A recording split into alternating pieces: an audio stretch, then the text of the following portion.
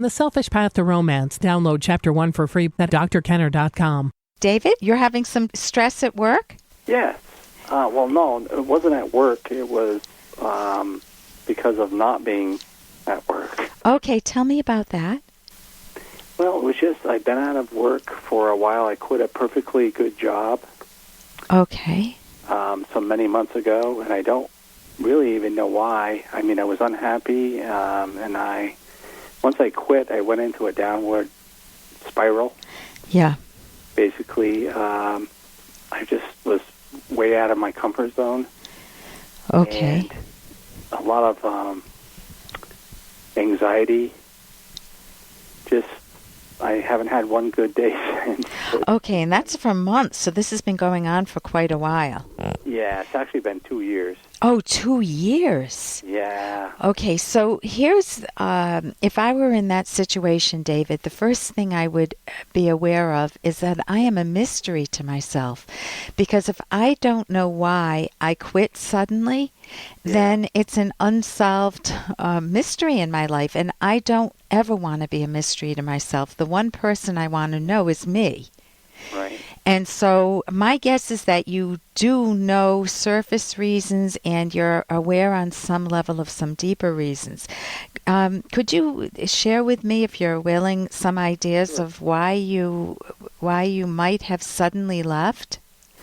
Leading up to it, Dr. Kenner, it was, I'd wander around my workplace. I worked for a large hospital in Vermont here, and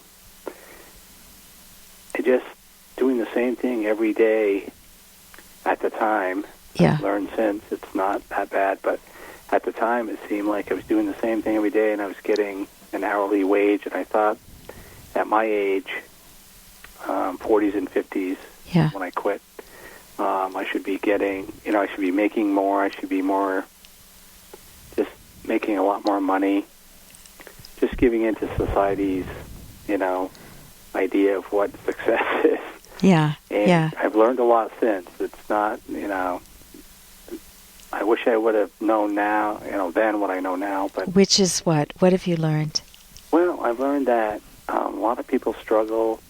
It's not about what you make per hour or if you make a salary, whether you wear a suit and tie to work or, you're a blue-collar guy. It's, about, how you treat other people, including family. I mean, since that happened, everything's gone downhill. My family sort of, not totally, but they sort of getting tired of me. Okay. Even though I help out my elderly parents, actually, every day I do stuff for them. I'm not lazy or anything like that. It's not out of laziness that I quit. And it's sort of a long story, and then I had a falling out with my children. I have a son and a daughter. How old? 28 and 20, going to be 26. Okay. Are they both working? Yeah, they both work, last I knew, because I haven't talked to my son in 4 years, basically. Whoa, okay.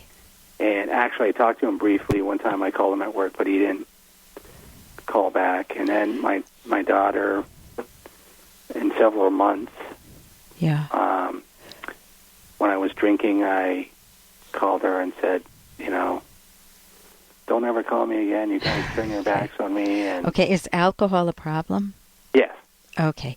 So let me sum up what I'm hearing so far.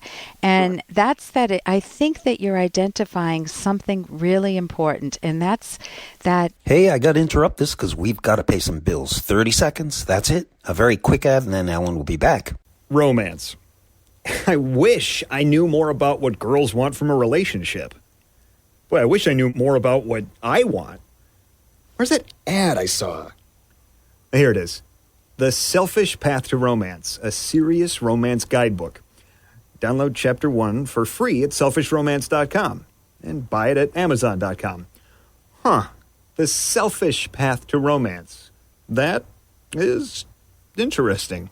I think that you're identifying something really important, and that's that without having a compass, a purpose in life, something that's yours, a career or a job that you can find some pleasure in, you're drifting, you're at sea, and who beats up on themselves more than a person at sea?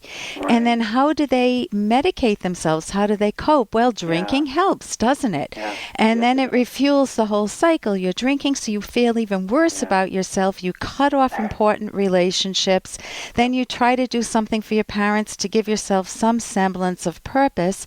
But really, no matter what age you are, I hope you will erase the idea that you're over the hill and it's too late, because it's not too late. You're still... What? Yeah, you're still young, and you can be a prime example to yourself, forget about everybody else, of turning your life around, not for your daughter, not for your son, not for your mother, not for your father, not for your past workers. Guess for whom? For you, really genuinely embracing yourself. Get rid of all of the attacks on yourself. You know, you attacked yourself. You beat up on yourself. You said, I'm in my 40s or 50s and I'm a failure. You didn't say I'm a failure, but that's the essence of it. I should be XYZ. I should be this. I should be that. But you didn't have a plan to get out of that, and you gave up. You just made a decision, and it's the decision-making method that you want to cherish. So this time you could have a very different method. Now, where to go from here? So number one, you want a purpose, you want a career or a job that's got something in it for you, even if it's a temporary job, even if you know it's a jump-starting job, even if it's sweeping floors someplace, at least it's a start. And you can move up. And then you want a plan to be able to move up. And all the while, you have to get rid of the beating up on yourself.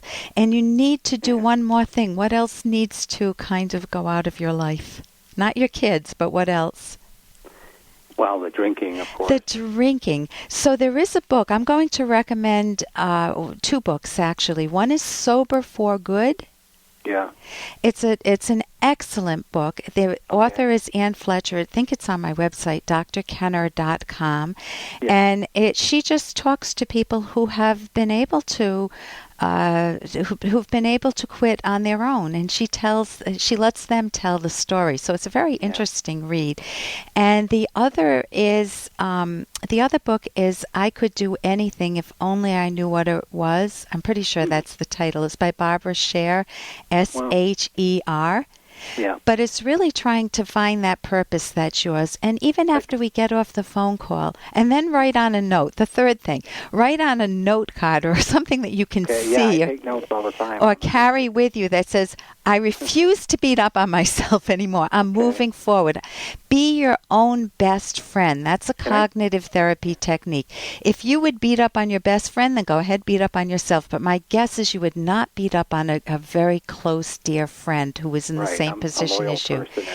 So be loyal to yourself. It starts at home. Can I just say one more thing? Okay, we only have 30 seconds, so go ahead. All right, I was just going to say I just had a lot of guilt because I spent a lot of time with my son as they were growing up and not my daughter. I sort of put her by the wayside, and it feels like I beat up on myself. I know I did. So sometimes we punish ourselves by making decisions that self-sabotage. And if there's guilt there, then you do want to bring it out of the closet, maybe with a good, supportive, loving cognitive therapist or another therapist that's very good. And that will give you some guidance. Listen, you can call me back another time. I'd love to. We can talk about that another time. Thank you so much for your call, David. Thank you, Dr. Kenner. Oh, you're very welcome. Bye-bye. I'm Dr. Ellen Kenner.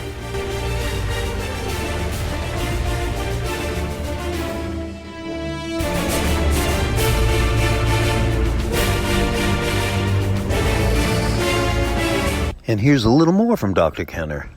I can't believe you don't want to go to your own son's graduation. It's not a graduation. He is moving from the 4th grade to the 5th grade. It's a ceremony. It's psychotic. They keep creating new ways to celebrate mediocrity, but if someone is genuinely exceptional, This is not about you, Bob. This is about Dash. You want to do something for Dash? Then let him actually compete. Let him go out for sports. It'd be great.